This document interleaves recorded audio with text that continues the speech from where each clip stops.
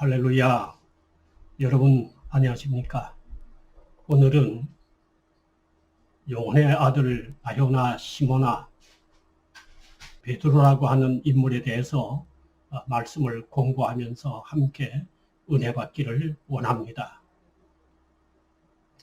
시몬이라고 하는 인물은 응답하심이라고 하는 이런 이름의 뜻을 가지고 있습니다. 그는 정말 좋은 응답을 받았습니다. 예수 그리스도를 만나는 좋은 응답을 받았습니다. 베드로라고 하는 이런 뜻은 반석이라고 하는 이런 뜻입니다. 사도행전 2장 40절의 말씀을 통해서 우리는 베드로라고 하는 인물이 어떤 예수님을 만나서 일을 했는가 하는 말씀들을 잠시 살펴보기로 하겠습니다.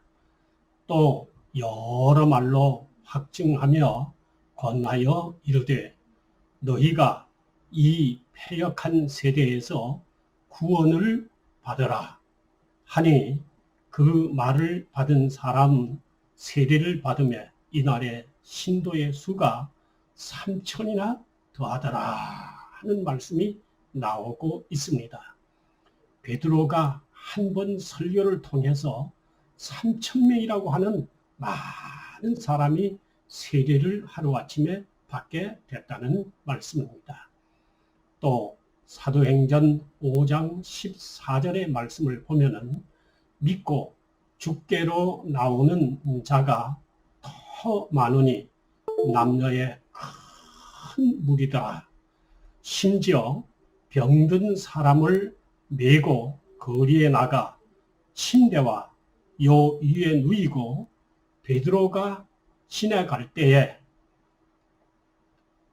혹 그림자라도 그 위에 덮일까 바라고 예루살렘 부근에 수많은 사람들이 모여 병든 사람과 더러운 귀신에게 괴로움을 받는 사람을 데리고 와서 다 나음을 얻으니라 하는 말씀이 기록이 되어 있습니다.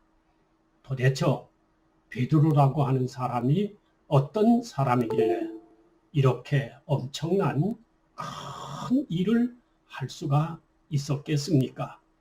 당시에 사람들은 베드로와 요한과 야고보, 요한, 안드레 이런 사람들에 대해서 이렇게 평을 하고 있는 모습을 성경에서 보게 됩니다.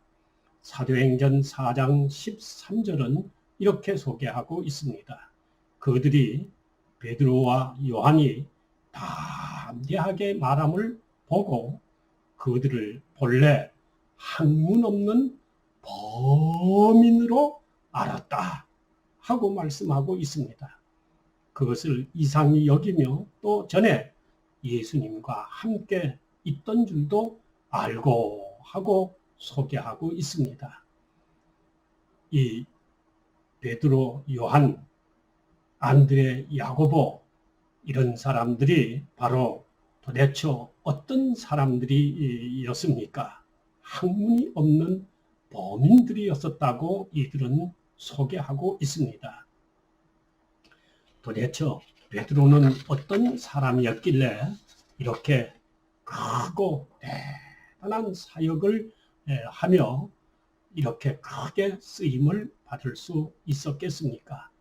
앞에 방금 우리가 사도행전에서 본 것처럼 베드로, 야고보, 안드레, 요한 이런 사람들은 갈릴리 어촌에서 나고 자란 그야말로 흙수저인 평범한 사람들입니다.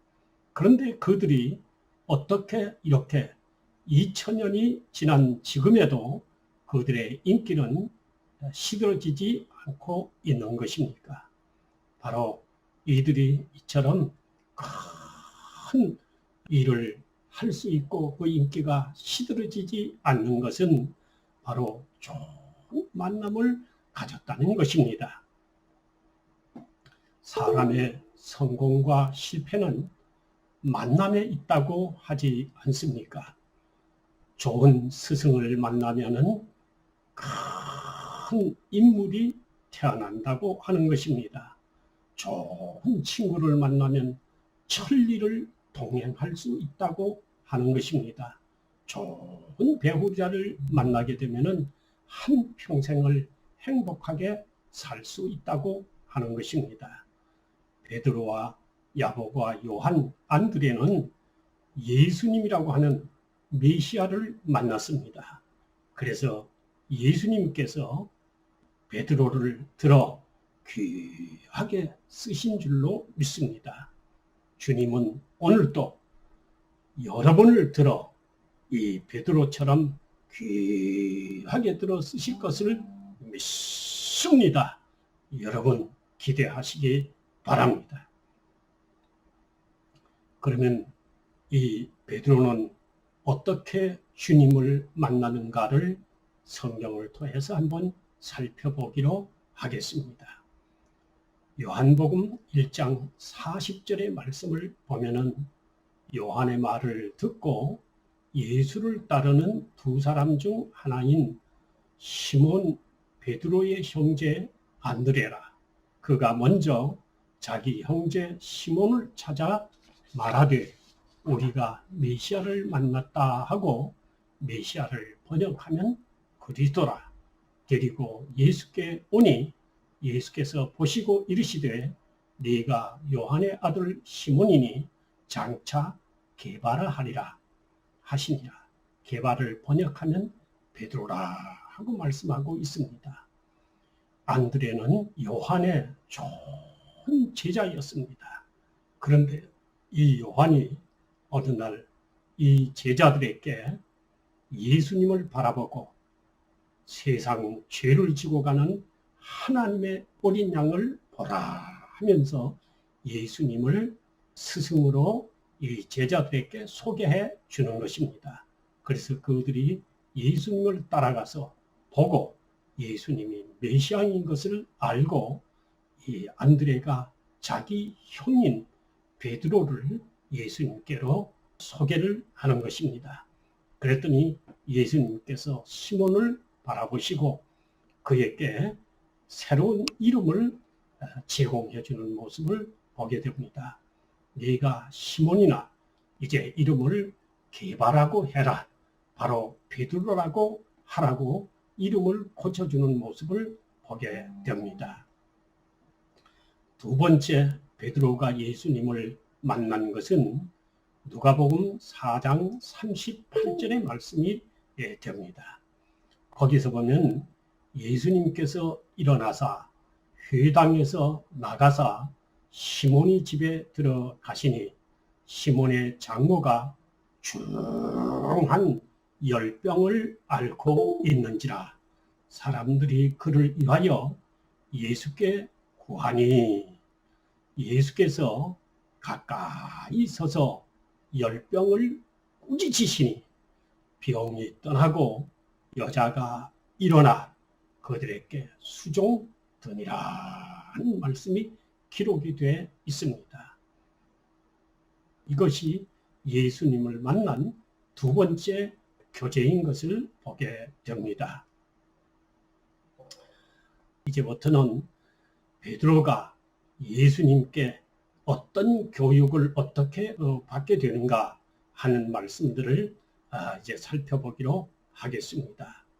이 베드로와 요한과 야고보 그리고 특별히 12 사도들은 예수님을 만나서 3년 동안을 예수님을 따라다니면서 철저하게 신앙교육을 받았다는 것을 보게 됩니다. 신앙교육은 대단히 중요합니다.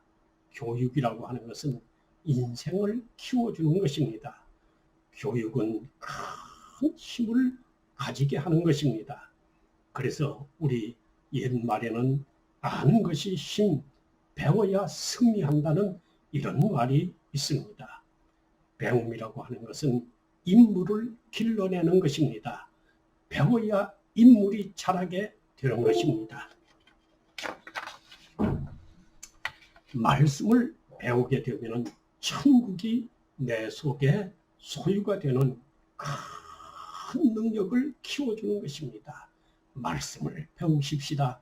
그러면 천국이 내 속에 이루어지게 되는 것입니다. 배워야 큰 일을 할 수가 있는 것입니다. 배우지 않고는 큰 일을 할 수가 없는 것입니다. 또 배움이라고 하는 것은 변화를 가져오는 것입니다. 배움이 없이는 문화도 철학도 또 신학도 배움이라고 하는 것은 기술도 가져오지를 못하는 것입니다. 그래서 세계 문화의 역사, 철학의 역사, 기술의 역사 모든 것이 다 배움을 통해 이루어졌던 것을 볼 수가 있습니다. 배움을 통하여 이루어지는 것입니다. 이 제자들도 예수님을 따라다니면서 3년 동안 철저한 신앙 교육을 받았길래 세계 역사를 뒤엎는 이런 큰 일을 할 수가 있었던 것입니다. 여러분, 배움에 인색하지 마시기를 바랍니다. 그러면 이 베드로는 어떻게 예수님께 배움을 가졌을까요? 오늘 그 말씀을 이제 살펴보기로 하겠습니다. 누가복음 5장에 한번 살펴보겠습니다. 예수님께서 게네사렛 호숫가를 방문하게 됩니다. 거기에 예수님이 방문하자 예수님 소문을 듣고 많은 사람들이 게네사렛 호숫가로 모이게 됩니다. 그때 예수님께서 그 사람들에게 가르치기 위하여 바닷가에 빈 배가 두 척이 있는 것을 바라보고 그 중에서 시몬의 배를 빌려서 그 배 위에 올라가셔서 말씀을 가르치기를 시작합니다. 말씀을 다 가르친 후에 누가복음 5장 4절의 말씀을 보니 말씀을 마치시고 시몬에게 이르시되 깊은 데로 가서 그물을 내려 고기를 잡으라 하고 말씀을 하십니다. 이것이 예수님께서 베드로에게 교훈하신 말씀입니다. 5절의 말씀을 보니 시몬이 대답하여 이르되 선생님, 우리들이 밤이 새도록 수고하였으되 잡은 것이 없지만은 말씀에 의지하여 내가 그물을 내리리이다. 그러나 아침 해가 떠오를 때쯤 되면 고기들은 물속 깊이 잠수를 하기 때문에 그물을 아무리 던져도 고기를 잡을 수가 없다고 합니다. 이것을 너무나도 오랫동안 고기잡이 해서 잘 아는 베드로는 예수님이 깊은 데 가서 그물을 한낮에 내리라고 하니 그 말이 믿어질 리가 없습니다. 그러나 예수님이 많은 병자를 고치시고 가르치시는 말씀에 큰 은혜를 받고 감동을 받고 저분의 가르침은 내 지식이나 내 생각과는 다르구나 하는 것을 깨닫고 말씀에 의지하여 그물을 내리겠다고 결심하고 그는 깊은 데 가서 그물을 내리게 됐던 것입니다. 6절에 보니 그렇게 하니 고기 잡힌 것이 힘이 많아 그물이 찢어지는지라. 이에 다른 데에 있는 동무들에게 손짓하여 와서 도와달라 하니 그들이 와서 2배의 채움에 잠기게 되었더라 하는 말씀이 기록이 되어 있습니다. 그렇게 하니 말씀대로 하였더니 하는 말씀이 기록이 되어 있습니다. 시몬 베드로가 이를 보고 예수님 무릎 아래 엎드려 이르되 주여 나를 떠나소서 나는 죄인이로소이다 하니 이는 자기와 함께 있는 모든 사람이 고기 잡힌 것을 인하여 놀라고 세베대의 아들로서 시몬의 동업자인 야고보와 요한도 놀랐습니다. 예수께서 시몬에게 이르시되 무서워하지 말라. 이제 후로는 네가 사람을 취하리라 하시니 그들이 배를 육지에 대고 모든 것을 버려두고 예수님을 따르니라 하는 말씀이 기록이 되어 있습니다. 오늘 이 말씀에서 우리는 베드로가 배운 교훈을 보게 됩니다. 먼저 예수님이 베드로에게 가르친 교훈은 4절의 말씀입니다. 깊은 데로 가서 그물을 내려 고기를 잡으라고 하는 이 말씀이 예수님께서 베드로에게 내리신 교훈의 말씀입니다.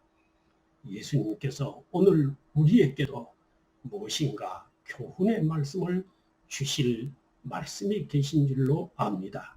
오늘 이 시간에도 여러분에게 무엇인가 이런 것을 하라 또는 저런 것을 하라고 하는 어떤 감동의 말씀을 주고 계실 줄로 압니다. 때로는 주일 성수를 하라, 때로는 11조를 드려라, 때로는 기도를 해라, 때로는 교회 봉사를 해라 하는 어떤 교훈의 말씀을 내게 주실 줄로 압니다. 그런 감동이 올 때가 있을 줄로 압니다. 예수님은 베드로에게 깊은 데로 가서 그물을 내려 고기를 잡으라고 말씀을 했습니다. 이것이 주님께서 베드로에게 주신 교훈의 말씀입니다.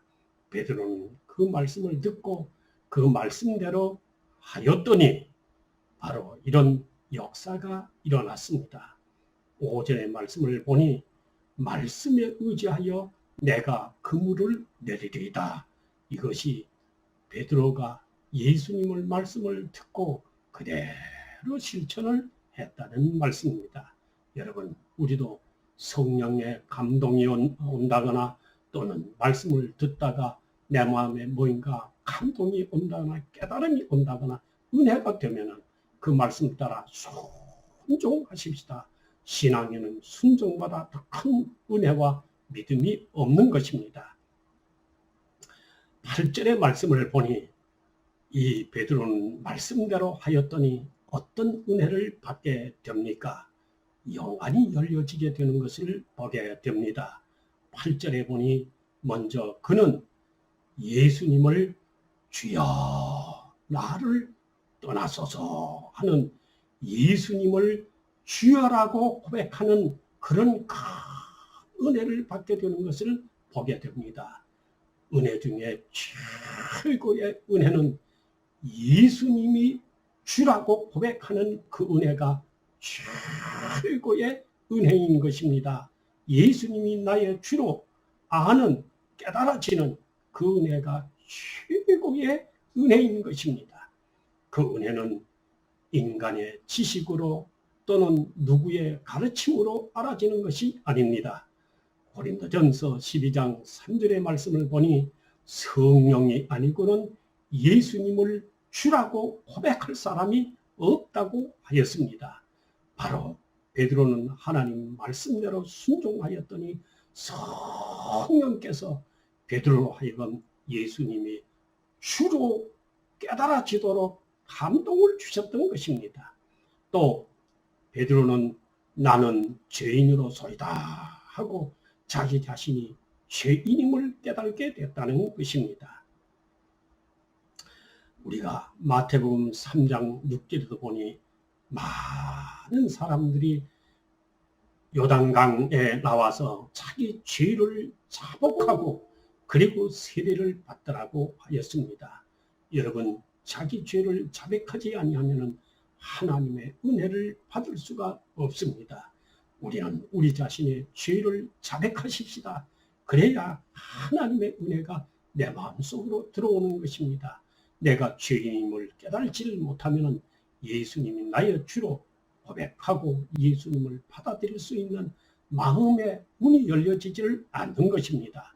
바로 베드로는 자신이 죄인임을 깨닫게 됐던 것입니다. 어떻게요? 성령님이 마음 문을 열어주셨기 때문인 것입니다. 그리고 10절의 말씀을 보니 주님의 응답이 오는 것입니다. 어떤 응답이 왔습니까? 사명의 응답이 왔다는 것입니다. 여러분도 여러분 자신의 죄를 깨닫고 주님께 자기 죄를 고백하실 때 하나님의 성령이 여러분의 마음속에 임재해서 여러분에게 사명을 주실 줄로 믿습니다.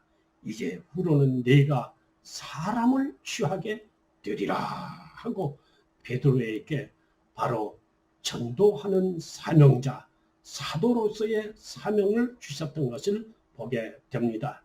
그래서 베드로와 그 일행들은 모든 것을 포기하고 예수님을 따르게 됐던 모습을 보게 됩니다. 이제 우리는 앞으로 베드로는 어떻게 교육을 받으며 어떻게 변모해 가는가 하는 흥미진진한 이런 말씀들을 배우게 될 것입니다. 여러분 기대하시기를 바랍니다. 그리고 이 시간은 여러분의 시간입니다. 여러분이 아껴주시고 기도해 주시고 관심을 많이 가져주시기를 주님의 이름으로 간절히 부탁을 드립니다. 감사합니다. 할렐루야. 감사합니다.